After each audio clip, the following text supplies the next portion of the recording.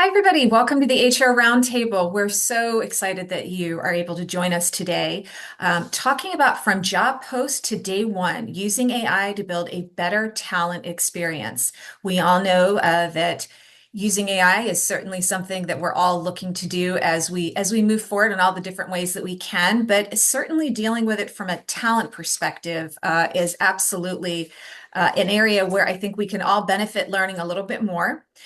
Whitney Hong is on a mission to help leaders grow their business while outgrowing their business busyness. As the founder and CEO of Provoke Better, she and her team guide companies to achieve measurable gains in team performance, profitability, and satisfaction. Their programs target the critical challenges facing today's leaders, managing workforce issues, streamlining workflows, and achieving strategic growth so they can move from daily firefighting to big picture freedom. Whitney's insights make her an in demand advisor, trainer, and contributor to numerous books and podcasts. She's also a frequent speaker and facilitator at business events and workshops. We are thrilled to have you joining us today, Whitney. Let me turn it over to you. Thank you so much. I love this. Like I'm not kidding. I get ready for presentations like this and it's like I'm going to Disneyland the next day. It's so exciting for me because I'm kind of an AI nerd. Welcome everyone. Yeah, I understand a lot of people are probably having cameras off, but if you want to turn them on, love to see your faces, particularly if you have a question. Yes, this will be interactive. And if we see a camera go on, that's a good cue that you have something in mind. Of course, you're always welcome to add a question into the chat as well. PJ's been kind enough to say, I will monitor the chat so that Whitney doesn't have to look at all the screens, which is fabulous. In the chat, first thing I'd like to know is how many of you are already using AI in probably daily functions? Yes, if you are, no, if you're not. Sometimes if it's maybe something that you're using outside of work, but you haven't used it in work. Let me know. Yes, no, sometimes yes, great. No, not daily. Keep going. We have more people than that. Oh, Brad, you're so honest. I could use it more. This is a no shame zone, Brad. If you're an AI newbie, you're still in the right place. Thank you for that. Yeah. Outside of work, every day. Yes. Fantastic. Okay. For those of you who are already using I invite you to open your favorite AI tool and have it on the side during this presentation. We will be giving you, I've used the royal we already. I will be giving you some sample prompts. And when I do this presentation, the light bulb usually goes on pretty quickly when people are able to take a project that they have and put it into use using the prompts that I'm suggesting. If you don't already have a favorite AI tool, get a free account at ChatGPT right now. Super easy. I do use a paid account. It's the best $20 I will spend every single month. But you can still get a lot of what I'm going to show you done in the free version. So pop that open, have that on the side. That's fantastic for you. So let's talk about using AI here for getting what you need done every day. You guys are so busy, and we want to make sure that you've got the best tools available to help you have a great workforce experience. So let me share what I've got going on here, and we'll get talking. By the way, please feel free to take notes if you want to. I'd rather see you spending time making the adjustments that you want in your own AI tool. So I'm going to make sure that all of these slides are available to you, along with some additional resources like my own pre-trained employee AI tool at ChatGPT. So you can just go at any time to provokebetter.com/HR roundtable to get a copy of the slides and all the bonus material I'm going to show to you today. Now, we start with just some mindset. Why build a better talent experience? Well, when you do, you can avoid a lot of nasty things that really slow down organizations and cost them a lot of money, like turnover, poor performance, employee burnout, and the institutional knowledge that may leave the building when that valued employee goes because they're not having a great talent experience. What you'll gain, on the other hand, is pretty significant as well. Lower recruitment costs, faster time to effectiveness, improved employee morale, and employees that never want to leave. As you probably know, hiring mistakes are pretty expensive, and the data shows that turnover costs can be really significant. Chat time, once again, add the value, the exponential value you think finishes this statement. Turnover costs the company blank the position's annual salary. What do you think that number is? Maybe you know it already. And this is all from the Bureau of Labor and Statistics. How much does turnover cost a company as compared to the position's annual salary? 2x Brad guesses. You're pretty close. Brad's the only brave one. The answer is actually 3 to 4 times a position's annual salary. Ouch. So if you needed any justification whatsoever for improving the talent experience, this is it right here. Because not improving it is costing the company a lot more than you think. Not just in advertising costs or recruitment costs, but in burnout for the employees that are left behind, and the time that it takes to find that person, vet that person, and onboard that person. It is a lot. So today, we're going to help you solve all that, just wrap you up in a big old AI hug, and teach you why now is the time for AI. A few fundamentals of AI. This is not a prompt engineering course, but I'll give you some quick tips, what I call the fairy method for magical prompt AI building. Defining success before you hire and why that's important. I'll show you how to do that and give you sample prompts for that. Then we'll write magnetic job posts, create success plans, and of course, I'll finish by making sure that you know some cautions and sensitivities that I think are just common sense approaches if you haven't started using AI in the workplace yet. Why is now the time for AI? Well, first of all, it's still really expensive and it's getting better every day.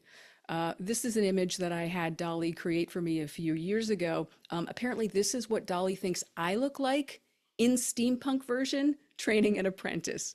And I like to think of AI as my apprentice or my intern. That's what the A or the I stands for.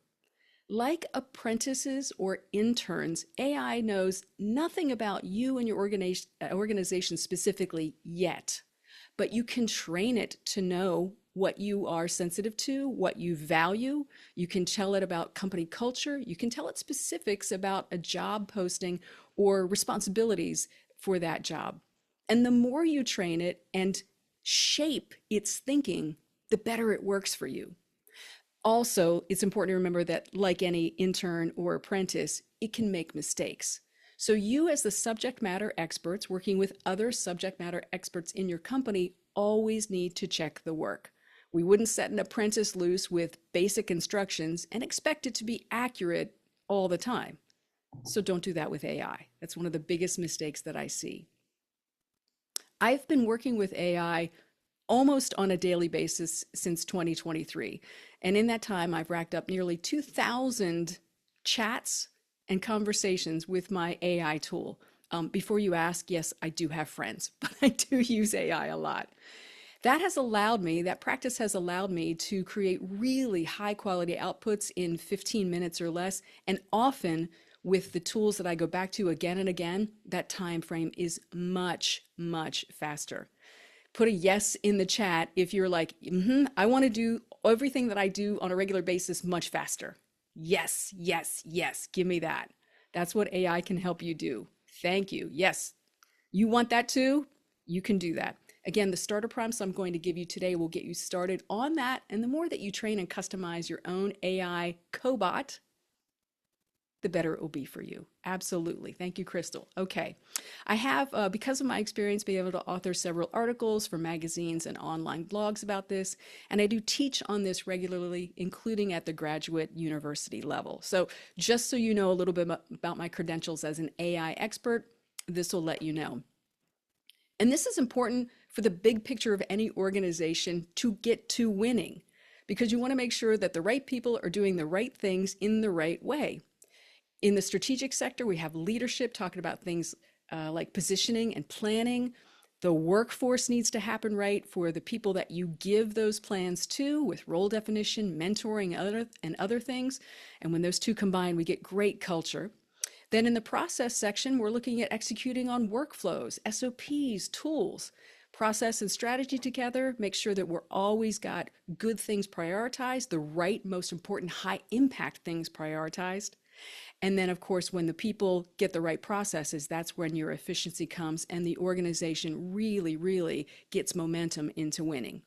By the way, if you're lost on this map, you are here. Right here with role definition, because that's where your people really start to win or fail even before they actually hit your organization. So, just a few fundamentals of AI. As I started to mention earlier, when you use it correctly, you can exponentially get your work done faster, better, and cheaper. As I mentioned, I pay for the pro version of ChatGPT. It's $20 a month, the best money I spend all month, and I do like my ice cream. Large language models like OpenAI's ChatGPT rely on a set of rules that respond to your request. They're not really artificial intelligence. They're not intelligent yet, at least. So do keep in mind that they're responding to rules. That allows you to shape the responses based on additional rules that you train it and provide to it. Again, keep that apprentice or intern mindset, and you will be in a really good shape. And finally, like the apprentice or intern, the more specific the instructions, the better the responses will be. Now, if this is already feeling like cold broccoli to you, don't worry. You do not have to be an engineering prompt expert to get this right. The basics of building a magical AI prompt are these 6 things. That framing, I'm going to come back to that again and again and again. Framing the objectives, any constraints, and any cautions is incredibly important. You need to give it context in order for it to give you good responses. Ask for initial drafts. Again, would you hand an intern something and take the first piece of work that they produced as the final piece? No. You would ask for a draft first, and then you would integrate your feedback into that draft. More like this, less like this. Focus on this part. Don't talk so much jargon. Whatever your tone or preferences are, you can incorporate that. And you'll refine through iteration. When you're first starting to use AI, you may need to iterate 3, 4, 5 times. It's still way faster to do that than if you were trying to teach it something new every time or rework a bad piece of information it's given you because you haven't given it additional training. The subject matter expert, whether that's you or someone else in your organization, always needs to ensure validity. Don't take that intern's response as gospel. It is up to you to check it. So I want you to think of yourself as an AI augmented professional, not someone who is replacing what you do and know and the expertise that you have cultivated over the time that you've had in your career. Don't relinquish that to AI. Augment AI to do your job better. And finally, and this is the boss move I want you to remember, extract the prompt protocol. And here's what that sounds like. When you have a conversation, a chat with your AI cobot, you will do this iterative process. You will get a draft that you like. You will get an output that you're happy with. And at the end of the conversation, I want you to tell it something like this. Analyze the conversation we just had. Keep in mind the context that I gave you and the shaping that I provided. When I want you to do a similar task again, how should I ask you to do it so that we get to the same successful response faster? What you're doing is helping the AI review its own work with you and tell you a better prompt that you could use next time to more quickly get to that really high quality output that you want.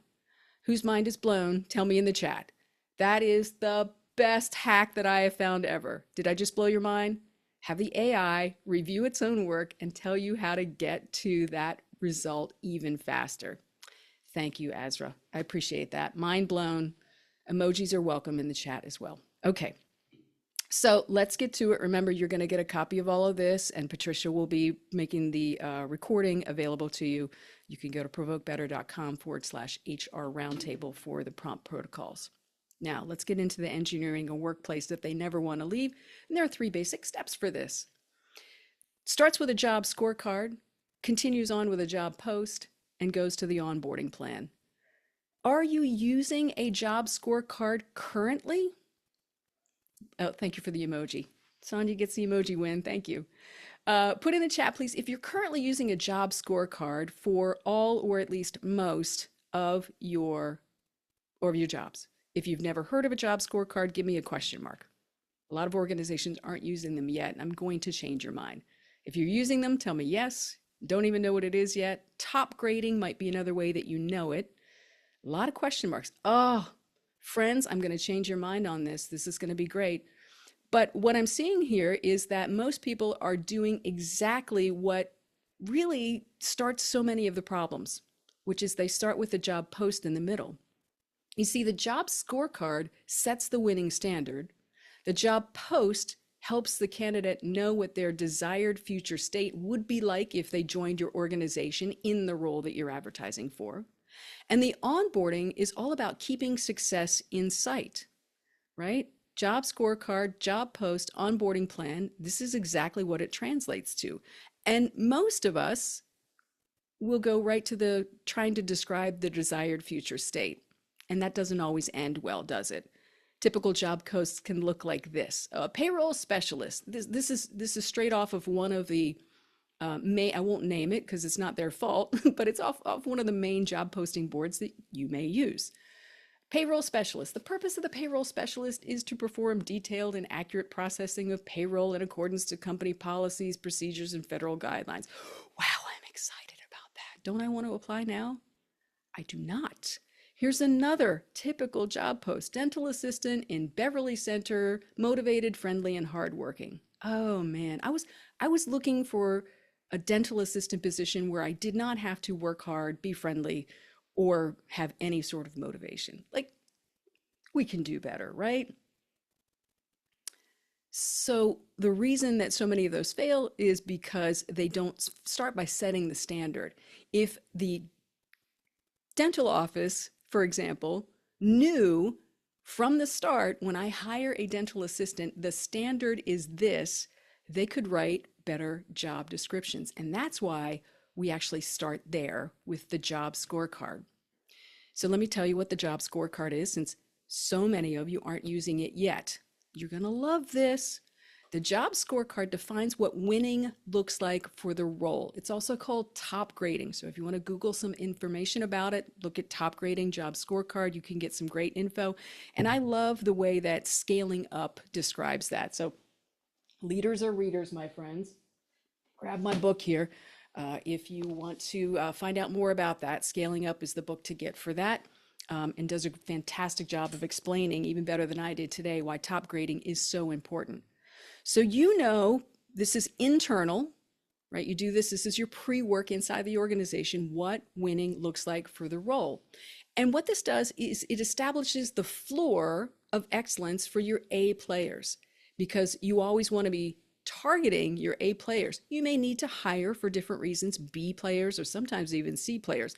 But isn't it great to target the A players from the outset? So set the floor. What's the standard? If somebody is coming into that role, plug and play as much as possible. What competencies does that individual need to have? What are the desired outcomes that they will produce when they're successful in that role? And what's the purpose that they have for that role within the context of the larger organization? If you haven't defined those things for this job role yet, start there. This is also a chance for you to highlight some of the mindsets or culture fits that your organization is looking for any candidate who might be joining any position inside your organization. This is the essential details for the job role scorecard. So as an example, I went to my chat GPT, and I'm going to give you a live example here in a minute and let you try it, and said, I'm thinking I would like to build a job scorecard for a guest experience associate at a zoo. Entry level, something easy. And without any further customization about this particular zoo in my imagination or what that role might be about, it gave me suggestions on what the job scorecard for that guest experience associate could sound like. Now, If you're able to read this on the screen, you can see this is actually not bad for a first draft. So this is unrevised first draft. And we start with measurable outcomes in the first 6 to 12 months. Again, this is all internal. This is you and your subject matter expert, whoever the director or manager might be for that role, getting together and saying, what would an A player's performance look like? And it goes on to give you some competencies and behaviors and so forth. So there's more that the GPT gave me, but let me just switch screens here for a second and show it to you in real time. So this is going to be where I take a suggestion from the audience. It's almost like we're at an improv club. And the suggestion I want contains 3 elements: the job title, the industry that it's in, and the level of experience, entry level, mid-level, or advanced. So somebody in the chat, just go ahead and just give me some random job title. Maybe it's one that you're working on.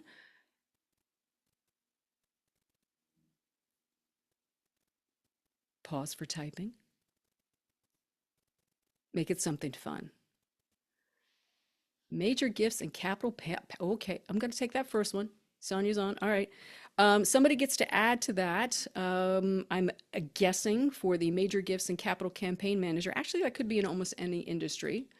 So we're looking at that. Give me an industry that might go with. Peter, I like yours too. We might be able to use that one later. All right, that sounds like a nonprofit. Good. And is this entry level? This sounds like a manager. That's going to be at least mid-level or higher. So let me just answer that one. The chat that I'm using right now, by the way, the Provoke Better Employees, is a pre-trained AI tool that I've built over time. This is one of the bonus assets that you'll have access to for free. Go to provokebetter.com/HR roundtable and you get this. It's not customized for any particular organization, but it is customized for I've trained it to think like an HR professional and write things in a certain way. So you could see in real time, it went right to work, top grading scorecard for a major gifts and capital campaign manager. Because I've trained it, it will ask me for some additional information that I might already know. It's prompting me to customize this. This is part of how I've trained my AI so that I don't have to do all the thinking, but we're collaborating on getting better, on getting really customized, high quality outputs. So if this is a real job description that you have and you know the mission of the role, measurable outcomes, key competencies, etc., add them in. For the purpose of this demonstration, however, I'm going to say I don't have those details yet, offer suggestions, okay? Offer suggestions, and it goes to work. What it's doing in the background is drawing from any similar information that it can access. Because it's not yet customized to my organization, it might not be a great response, but it's looking through its enormous database and trying to find patterns that typically apply to what I've described to it so far. Okay, so again, it's not intelligent, it's pattern matching. But here is the first draft for a position of this title and mission: to secure major gifts and lead capital campaign efforts that fuel the organization's growth. Here might be measurable outcomes for the first 12 to 18 months because we told it was a more advanced role. It's giving us a longer timeline for that A player to really excel. Competencies and behaviors are here, and some guesses. Again, they're guesses right now on culture fit, what the reporting relationships might be like, and so forth. And then it gives me the opportunity to refine it. Remember our fairy AI model, we're iterating and we're refining. So any changes could be made here. And once we finalize it, then, because it's my trained AI, we're going to go into a job description and onboarding plan from there. Am I blowing your mind now? So what I want you to do now is try it for yourself. Pop open your favorite AI tool, take a minute, and try it. And I'm going to give you a sample prompt that you could use here. Share this doobie again. There we go.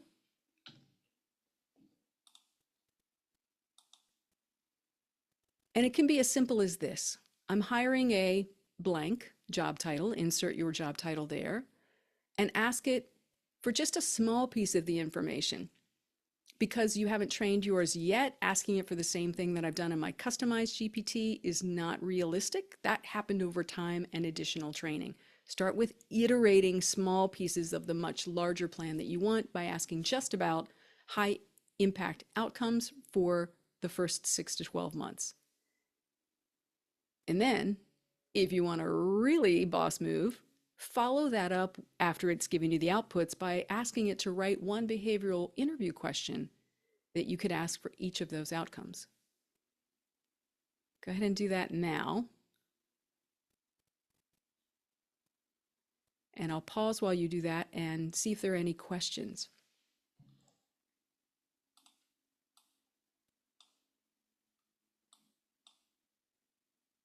I can see everybody. Well, I can't see everybody, but for those of you, I'm imagining your heads are down, and you got your little AI chat bot tool open, and you're giving it a go. What are the responses like? On a scale of 1 to 5, from the responses you're getting just from this really basic starter prompt, how good is that first response? 1, that's crap, I'd never use that. 5, way better than I expected. Drop that in the chat.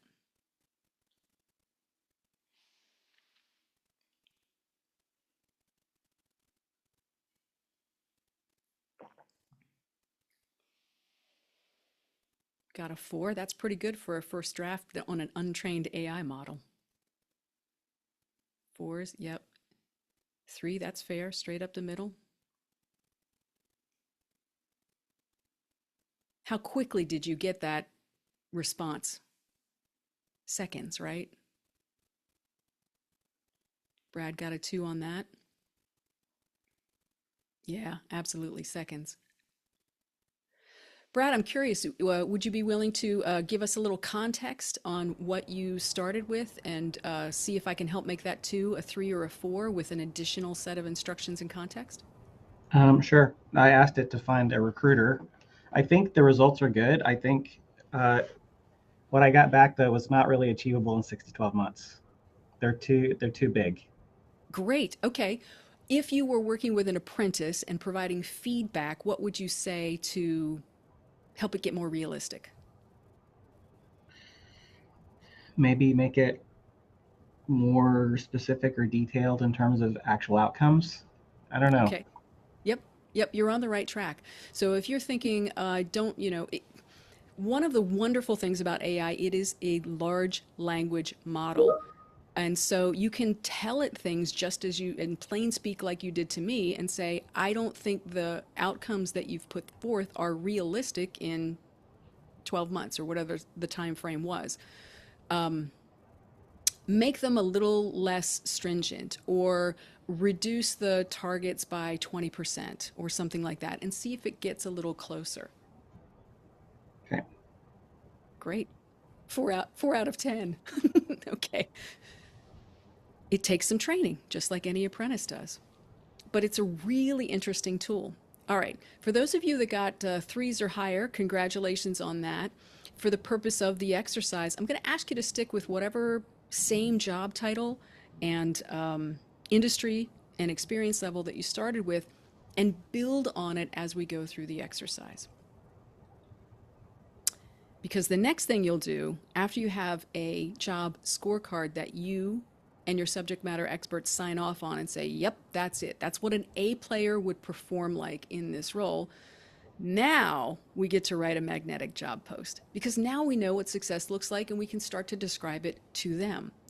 We want to describe it, however, not from our desired future state, but from their desired future state. And I'll give you an example of that in just a moment. We will include what is essential in the role. We will, of course, avoid jargon and biased language. I'll have a sample prompt for that for you in just a moment. And we want to invite them into their own journey. In marketing language, we would say it's their journey, but we're in it. And if you think about some of those bad job postings I showed you a few moments ago, it was all about the company and what they wanted and not about the employee and the journey that they would be on, where they kind of get to be the hero of their own adventure. It really works when you start to flip this, and there's a lot of research behind it. For example, from Harvard Business Review, this was a graphic that they produced about how to win the talent war.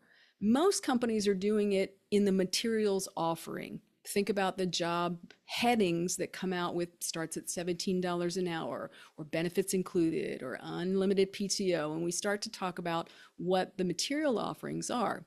While that's important to include, you actually do not want to make that the headline. As often as possible, you want meaning and purpose to be where you start, because that's where you will stand out. When every other ad is just comparing whatever the starting salary and the bonus is after 90 days, what are they comparing against? If they're going to your organization because of the money, they will leave your organization because of the money. But if they're attracted initially because of the meaning and purpose they can find for themselves through a role with you, then you've got better culture fit and employees that are more likely to stay long term. Think about it, your desired future state. Which ad would sell more engagement rings? This love and engagement image with a couple that is clearly enjoying each other and in love, or a desired future state that looks like one spouse doing all the work while the other spouse plays on DraftKings? Who knows? Who knows what they're doing? So really pay attention to the desired future state imagery and language that you use.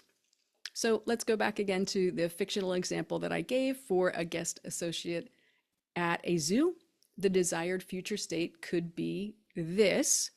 As a guest experience associate, you'll be the welcoming face of the zoo, whether you're helping families plan their visit, answer curious questions, or encouraging guests to become zoo members. Your mission is to ensure every visitor has a fun, safe, and memorable experience. And then, of course, it goes on there with key responsibilities. Because we've built this iteratively based on the job scorecard, it's consistent. That's why you always start with the job scorecard. Now, I thought this was an okay first draft, but I wanted it to be even more fun for this entry-level draft. In my imagination, this guest experience associate might be just a high school student who is looking for a summer job. So what makes it even more fun? Love animals, love helping people, want to be part of something fun and meaningful. Do you see how I'm making it their journey and I'm in it? I'm appealing to their inner hero. This is all things that you can do as well. We're looking for only in the second sentence, third sentence, fourth sentence do we start to talk about us. Enthusiastic, people-loving folks. And then it goes on to talk about what they'll do and continues on from there. So go ahead and try it. The shortcut here is, because any AI tool will have access to it, tell it to use the principles of StoryBrand to rewrite the job description. It's going to help it use positive, plain-spoken language, and then paste your paragraph of a job description you may already have into it. So go ahead and turn to your AI tool now and play with it. Use a job description you are currently utilizing and see how much better it could be. And for those of you who love to read and you really want to understand where the principles of StoryBrand come from, it is this book, Building a Story Brand by Donald Miller. It's one of the first ones that I found that really quickly and easily explained how to write anything better, not cluttering it up with jargon and making it all about you.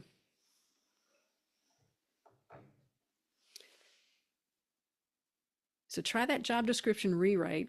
And then to help avoid bias that you don't even know might be there, the additional suggested prompt says, review this job ad for biased or exclusionary language and suggest improvements. We sometimes will say it's a high energy environment, or we're looking for a go-getter. And what we don't realize is that there are some unconscious biases that may be transmitted in language like that, that says, oh, we're looking for somebody who's really young, or it's a stressful environment. High energy can mean different things to different people.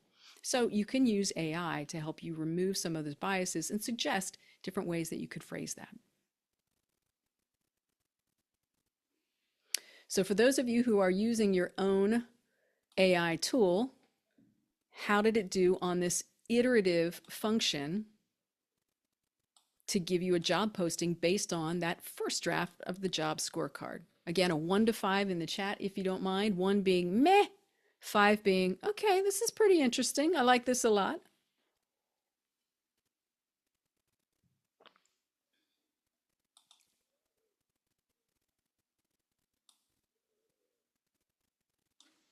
You bet. I love sharing resources. Anytime, Sonia, you bet. As we've got a 5 on that one, pretty happy. 3.5, we're trending better. Good. And again, this is all first draft. You're probably not having a lot of time to iterate, refine, and train your AI, but okay, Brad, sounds way more exciting already. Love it. Even what some people might consider boring jobs are other people's exciting jobs. I have a friend who says, don't yuck my yum. So, what I think might be a yucky position, somebody else is going to think is a yummy position. Just make them see the journey that they could have with your company. Had great results and will adjust all my ads. Awesome. Let me go back to the custom AI tool that I had. Again, you'll get this resource, Provoke Better Employees, and we're going to build off the one that I had here. So we paused in my example that I'm showing you in my tool, turn it into a strong job description. Yep, so I'm just going to tell it proceed because it's been trained and it knows what comes next. In the major gifts and capital campaign manager, we start with what we're looking for, what you'll do. And it's very plain speak. So often we confuse the heck out of candidates by building in all sorts of jargon, all sorts of technical terms, things that might be common inside your organization, but don't yet make sense to an otherwise qualified candidate. And so one of the things I love about StoryBrand is it brings it down to like street-friendly language. If you can explain it to your mom and she will understand it, then it's probably the right language. Culture and values, all there. So again, you can iterate on the draft that you've got, but I'm trying to remember who suggested major campaign manager. Here we go. Sonia. So this is our gifts. If you were actually looking for a position like this and this was your summary about this role, is that pretty accurate? Very. Thank you, thank you, thank you. Okay. So now, where did my leave off on the post here? Let me see a punchy job post for sharing. And then I'm going to go right to that question. The question, with the paid GPT, are you able to upload documents or review, or is it all copy paste? Had we had this conversation a month ago, the answer would have been copy paste. That's how fast it's changing. But you can do a few things in the paid version that you can't do in the free version. And one of those is that you can upload documents. The other thing you can do is train the GPT, like I've done here, by pre-populating it with information that it will use all the time. As an example, one of the rules that I've trained my cobot is to never curse. I've trained it to use friendly language. I tell it our brand tone is conversational, encouraging, friendly. And so in a similar way, you could refer, oh, okay, here's a boss move because now you can do this. And just a few weeks ago, you couldn't if you've got the paid version. You can take the about page of your website, for example, and give it a link and say, refer to that. Or upload a portion of your employee handbook that talks about cultural norms or expectations or credentials that everybody must have, if a security clearance is required or something like that. So it can know this about that particular organization and bake it into everything that it does. You'll want to be a little cautious about what you upload, even to the trained or the paid copy, because there are still some questions about total privacy. The free version, there's no expectation of privacy. Anything that you upload could be used to train the AI. The paid version tells you there's an expectation of privacy, and I don't mean to sound like a conspiracy theorist here, but we've been told by large tech companies before that something's happening that in fact they weren't actually doing. So just a note of caution about that. Hopefully that answered your question there, Miss Tracy. Okay, or Sir Tracy, sorry. So I asked my copy to give a example of a really punchy social media ad that could then link to a job description. Here's something that it came up with. Probably a little heavy on the emoji use, but you get the idea. Okay. So helpful so far on the starter prompts. Let me go back to my main presentation here. Good. All right. So, yes, I love this. I know we're flying. You're going to love the replay on this one. We created a job scorecard. We have created the job description. Hopefully we have found a fantastic candidate and we're going to bring him into the organization. And the first thing they're going to do is look at us sideways and say, yeah, but what am I actually doing to be successful now? And this is where the onboarding plan comes into play. If you don't have strong onboarding, now's the time, because you now are seeing how quickly you can get to a good quality output and with a little training, make it a great quality output. Onboarding plans, like everything else, have structure. There are some rules that it's always a good idea to follow. It should directly relate to the job scorecard and the job description. I mean, the last thing we want to do is get this look because we said it was going to be one thing and then they get into the business and it's completely different. We wouldn't like that. Let's not do that to anyone else. So make sure that it's all connected. When you have a great onboarding plan, you are also improving the confidence and the performance of the individual that's just joined your company and shortening their time to effectiveness. If you are frustrated by, oh my gosh, this position is going to take X number of months to train, you can improve that significantly with smart onboarding and smart onboarding plans. And this is going to help you get there a lot faster. In addition to the employee being more consistent and having better time to effectiveness, you're also adding consistency to the manager's mentoring and reviews. How many times have you witnessed where a manager and a new employee just don't click, in air quotes? And then sometimes there are bad feelings, reviews are not consistent, somebody feels like maybe they were discriminated against. If everyone is always keying back up to the job scorecard and the job description, it adds a lot of consistency and reduces a lot of accusations of favoritism between a manager and a new employee. Always a good thing. So going back to our fictitious guest experience associate, this is what a 90-day onboarding plan might look like.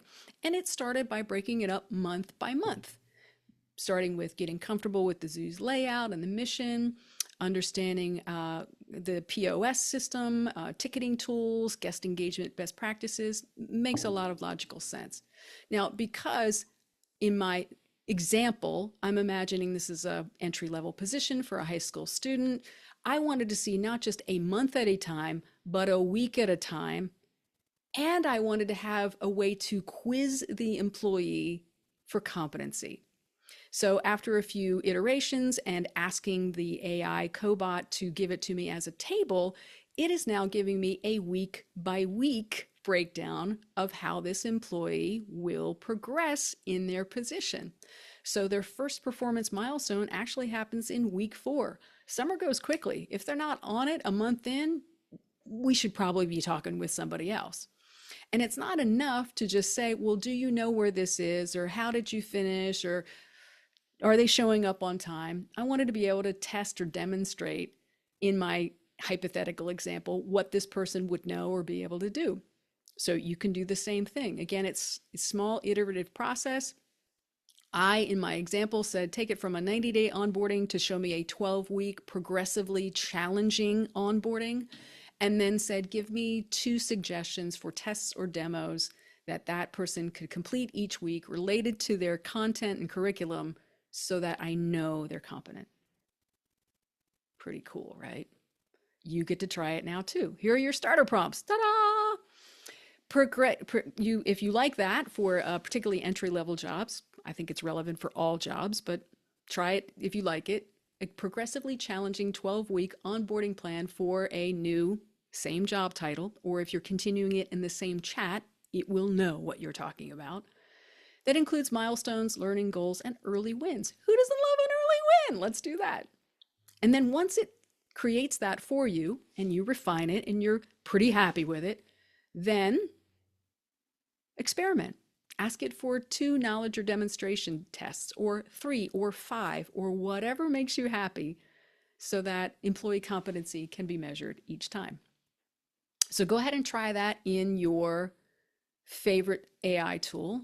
And for those of you who may not be doing that in your own AI tool, I'll go back to my example, my pre-trained GPT, and I'll do the same here. Nope, we're not going to do that. We're not going to customize for social.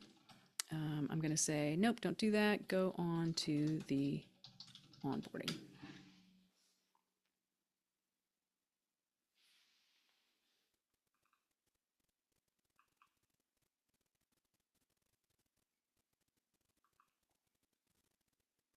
So this is, in our online example, a more advanced role, at least a mid-level role for our major gifts and capital campaign manager. So it's giving it to me as a 30-day by 30-day plan, beginning donor outreach in the 2nd month, setting KPIs and tracking by the 3rd month. They're securing early gifts. They've got a campaign launch prepped. Then it asks me, my AI chatbot is so helpful. Would I like this in a downloadable format or expand it to a 6-month roadmap? I love helpful AIs. So if you've been doing this for your own, again, I'd love to have an example or a question or that 1 to 5 rating for how you've progressed through for a 90-day onboarding plan. In your example, 1 is not so great, 5 is pretty darn good.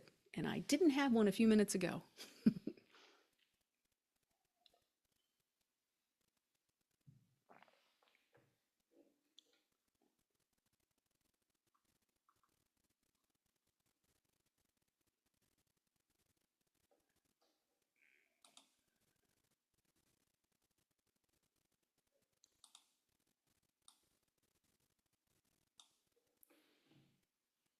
All right, friends, how's it going?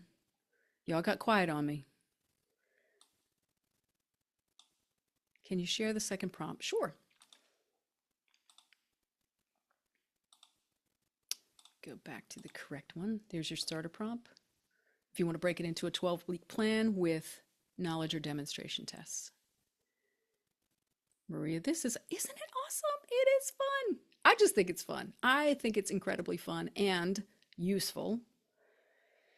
And probably for about the 10th time during today's talk, the more you use it and train it, the better it will become for you.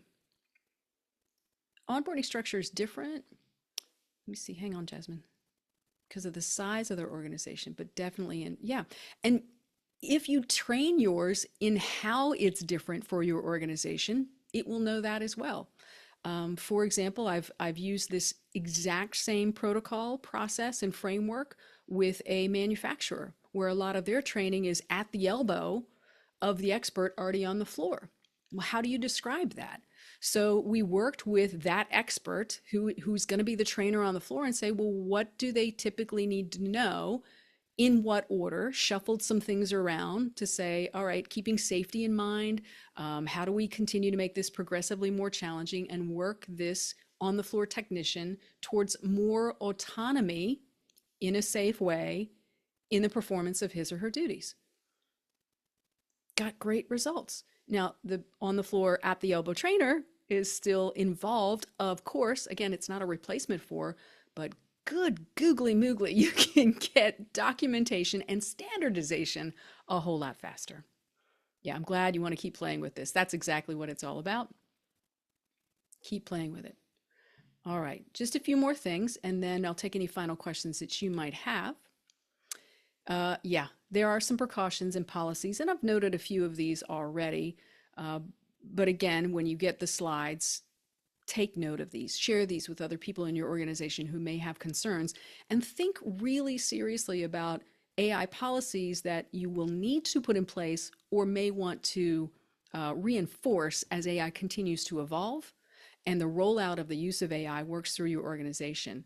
So here are some common sense precautions related to AI, including understanding its limitations, concerns about data privacy, as I mentioned a few moments ago, making sure that everyone knows what they can and cannot submit to an AI, how you should monitor use regularly, how you need to make sure that this is used ethically, provide some training if there are others in your organization that are going to use it, and certainly have backup plans in case the AI bots just don't work for some reason, or provide incorrect information. How are you going to handle that?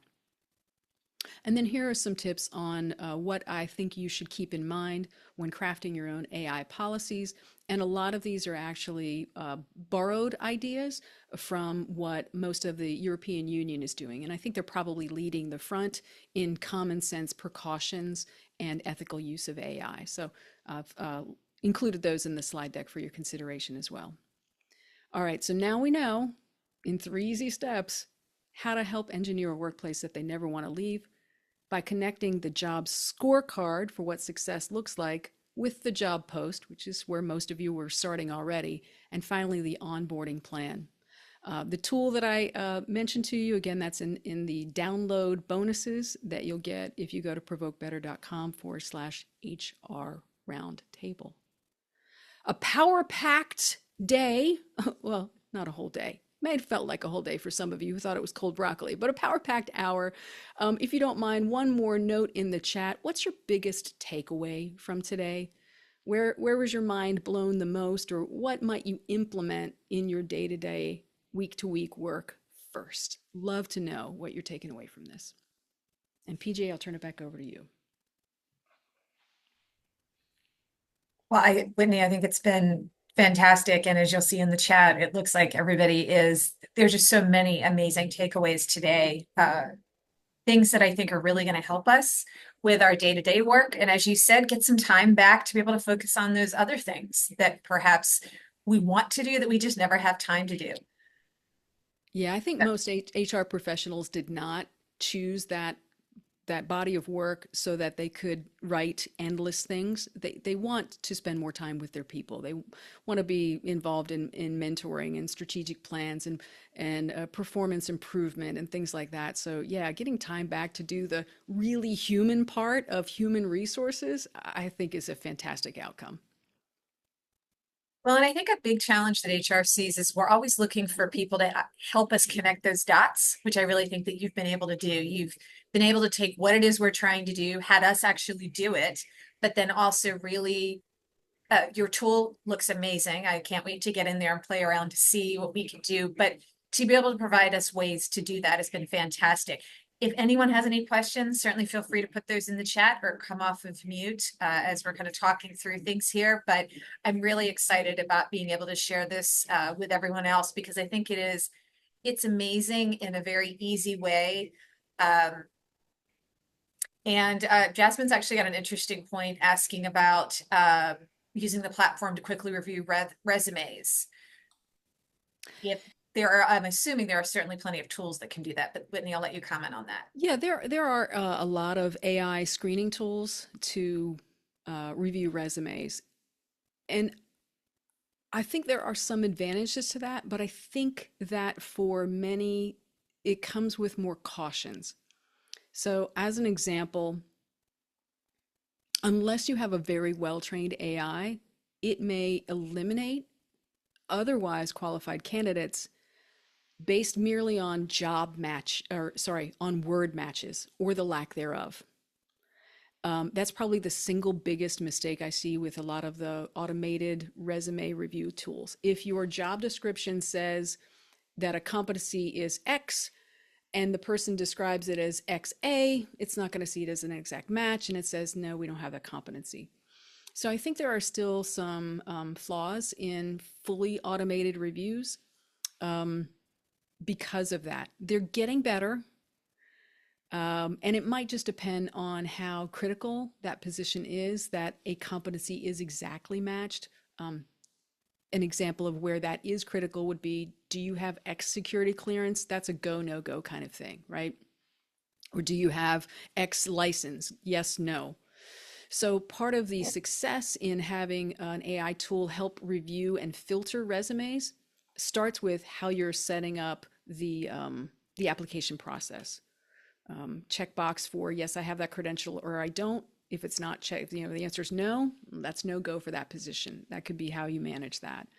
So I think it can be a helpful screening process, but particularly when you're first getting started with it, I would use it with a great deal of caution because you have to train it. You have to train it. I think that was definitely a big part. I think a lot of us have taken away from today is the more we train it, the better results we're going to get. Obviously, everybody talks a lot of prompting and prompt engineering, but also being able to train that tool certainly is a benefit. Do you see that people can train the free tools, or are you better situated training a tool that you've paid for? Yeah, you definitely, the free tools don't have the same memory allocated to them as the paid versions of those same tools. And so it lacks the context that you really want. For the free tool, any training that you provide has to be provided brand new every conversation that you have. The paid versions, and again for ChatGPT, that's currently $20 a month. You think I sell this stuff? I don't. I just love it. They do have memory and contextual awareness. And over time, over the 2,000 chats that I've had, my tool has gotten really good at understanding who I am, what I do, what I value, and how I like to have information presented. You don't get that in a free version. So it's a much different workflow. Fantastic. Makes Great sense. question. Yep. Seeing amazing comments in the chat. One of the best AI sessions I have attended, Trina. Thank you. I tend to agree. A lot of the information out there for us doesn't take the time to really help us actually do the work and understand it, and to have the opportunity to play with it from that standpoint.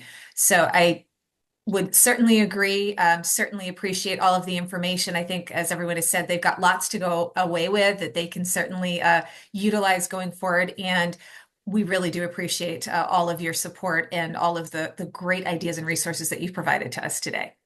Happy to be helpful. If anybody has additional questions, let me pop up just my contact information one more time. Love to connect on LinkedIn, or feel free to email me, whitney@provokebetter.com. Because I need to get you guys, filling your workforce with amazing people and giving you back some time to do some of the really human part of human resources. Absolutely. Thank you again so much. Thank you, everyone, for joining us. We're so glad you found this session helpful. Whitney, thank you again so much. We hope everybody has a fantastic rest of their day. Thanks so much, everybody. Bye-bye. Thank you.